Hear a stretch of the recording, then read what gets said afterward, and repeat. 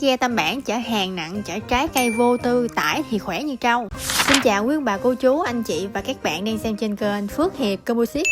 Chiếc ghe Tam Bản này với kích thước chuẩn chỉnh, dài 4m3, rộng là 1m05 và chiều cao là 37cm. Vừa nhỏ gọn vừa tải khẩm, tải từ 500 đến 600kg, chở hàng nặng, chở trái cây, bao lúa đều cân ngon lành. Không sợ chồng chành, không sợ quá tải. Chất liệu composite không mục, không rỉ, chống nắng mưa tuyệt là vời. Siêu tải mà còn lại là siêu bền, chịu va đập tốt. Chuyên chở nào là trái cây, hàng hóa, đi rẫy, đi ruộng, câu cá, giăng lưới, thả lú là xuất sắc luôn. Đặt hàng liền tay, nhận ngay chiếc ghe Tam Bản xịn sò, bao bền, bao chất.